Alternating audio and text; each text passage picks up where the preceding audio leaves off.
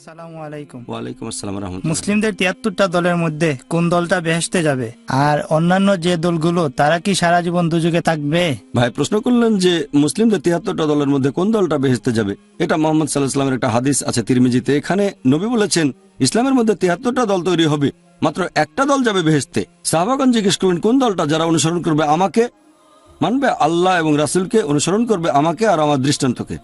আমরা মেনে চলবো কোরআন ও সহিহ হাদিস, অনুসরণ করব নবীর স্টাইল আর সাহাবাগণের স্টাইল। শুধুমাত্র এই দলটা বেহেশতে যাবে। নবী কোনো নাম ধরে বলেননি, বলেছেন দলটার কাজের কথা। যদি আপনি বলেন যে আমি এ বি সি দলে আছি, সেটা দিয়ে বোঝা যাবে না। সেই দলটা যারা আল্লাহ এবং রাসূলকে মেনে চলে আর দল তৈরি করে না। পবিত্র কোরআন বলছে দল তৈরি করো না, আপনি কোরআন মেনে চলবেন। আর কোরআন বলছে সূরা আনার মধ্যে ৬ যারা দিন সম্পর্কে নানা দল তৈরি করে, হে নবী তাদের দায়িত্ব তোমার নয়। যদি কোরআন এবং সুন্নাহ মেনে চলেন তাহলে দলাদলি করবেন না।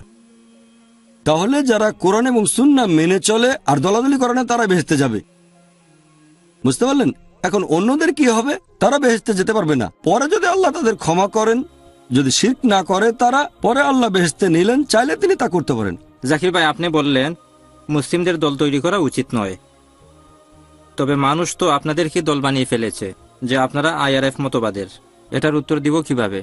ভাই খুব সুন্দর প্রশ্ন করেছেন যে আমরা দল তৈরি না করলেও মানুষ আমাদেরকে এখন একটা লেভেল দিচ্ছে যে এরা আইআরএফ মতবাদের। এই লেভেলটা আমরা দিচ্ছি না, অন্যান্য মানুষ দিচ্ছে। আমরা কাজ করছি একটা প্রতিষ্ঠান হিসেবে।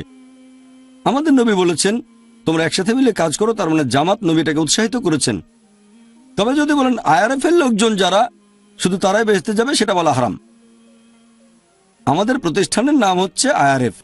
প্রতিষ্ঠানটার নাম হতে পারে জামাতে ইসলামী, অথবা ধরেন হতে পারে জামাতে আহলে হাদিস। এটা একটা প্রতিষ্ঠান, সমস্যা নেই। প্রতিষ্ঠানটা কোরআন হাদিস অনুযায়ী চললে কোনো সমস্যা নেই, তবে কোরআন হাদিসের বিরুদ্ধে গেলে তাহলে সমস্যা।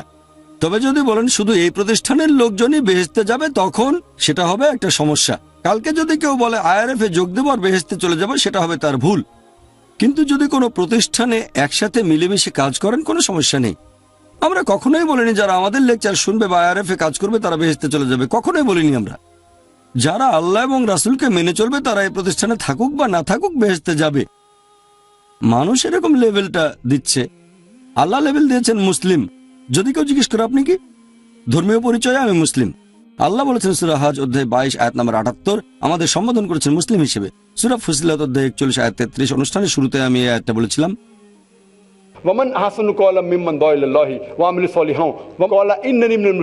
কথায় সেই ব্যক্তি অপেক্ষা কে উত্তম যে আল্লাহর পথে মানুষকে আহ্বান করে সৎ কাজ করে আর বলবে যে আমি একজন মুসলিম। আল্লাহ বলেছেন আমাদের পরিচয় হচ্ছে মুসলিম, মুসলিম, মুসলিম। এমনকি দাওয়ার ক্ষেত্রে সূরা আলে ইমরান অধ্যায় ৩ আয়াত নম্বর ৬৪, অমুসলিমদের সাথে যখন কথা বলবো আল্লাহ বলেছেন শেষের দিকে তোমরা সাক্ষী থাকো আমরা মুসলিম, আল্লাহর কাছে আত্মসমর্পণকারী। তাহলে আমরা আল্লাহর দেয়া লেভেলটাই ব্যবহার করব, মুসলিম। প্রথমে মুসলিম, শেষেও মুসলিম। কোন মুসলিম? যে আল্লাহ এবং রাসূলকে মেনে চলে। আশা করি উত্তরটা পেয়েছেন।